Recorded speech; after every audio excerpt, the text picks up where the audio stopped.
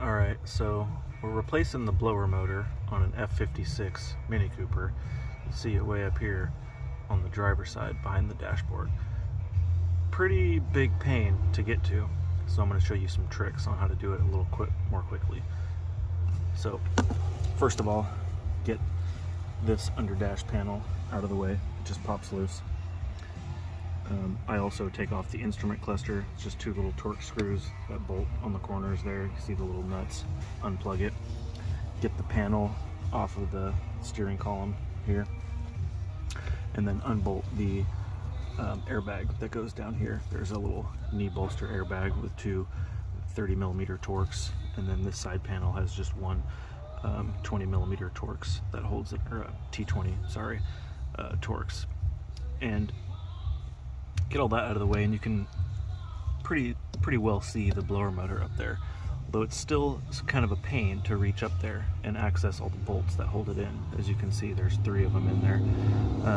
It's kind of a pain to reach, so we're just going to take the steering column out. It's only a few nuts, I don't know if you can see them. There's a 13mm nut right there. There's 4 of them total, and then you have to take off that Torx. You see that Torx bolt right there that attaches the steering column, slip joints and U-joints there. There's another one down at the bottom there behind the little panel. You can take that off and take the entire column out if you want to, but you don't really have to, because it's one Torx is right there. So the other trick is you can take the whole column off in one piece if you just unplug the wires and disconnect where the wires attach to the column stuff over here. The tricky thing is this connector right here, as you can see, it has the little chinga where you lock it in place. It fouls against this part of the bracket right here. As you can see, it's got kind of a like square boxy shape to it, and it prevents the connector from coming off. So if you just use some little snips, basically, it's hard for me to hold the light at the same time, but I just get in there and just kind of chunk the corner of it off. That way you can unplug the wires. By doing that, you don't have to take off the airbag, the steering wheel, the SZL, slip ring, whatever you want to call it. You can take the entire column off in one shot with the steering wheel and everything if you take the little corner of that bracket off right there to get this connector out of the way. So next, I'm going to unbolt this column and show you how much more easily you can access the blower motor. And this only is just a few extra minutes, but it saves you a lot of time and struggling trying to get all these bolts up there, because otherwise you're fighting around the column over here on your back, on the carpet, on the driver's side, trying to get it out. So make it a little easier for you. Alright, quick note, I got this steering column out.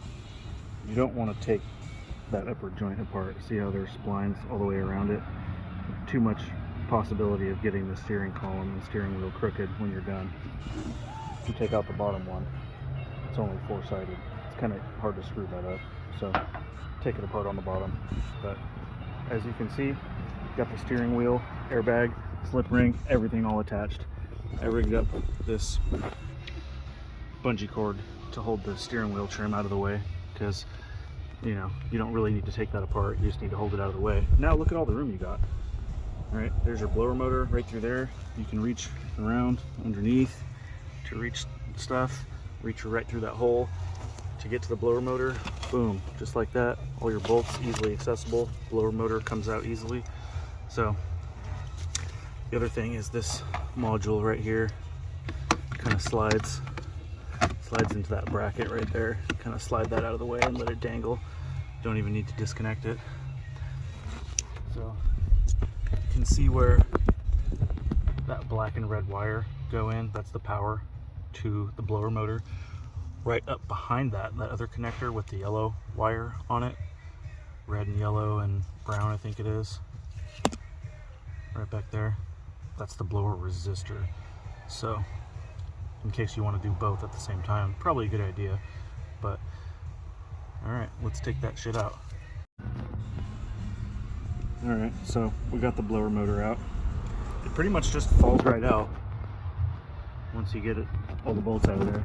And one thing I forgot to mention is this is the blower resistor here that lives right there adjacent. It does bolt on top of the blower motor like that, so you do have to remove that first in order for that blower motor to come out.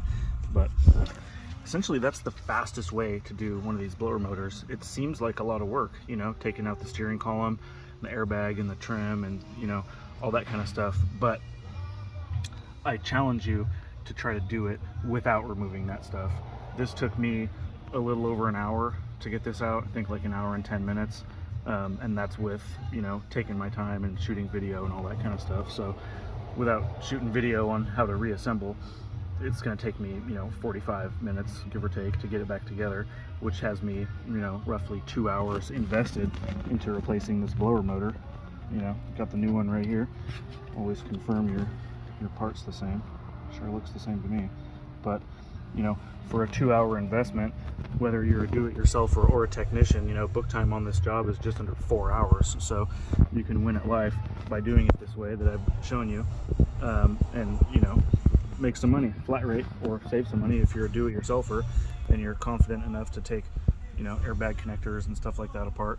You know, it's a lot of work, but, you know, like I said, I challenge you to do it without removing all that stuff and see how much you absolutely hate your life.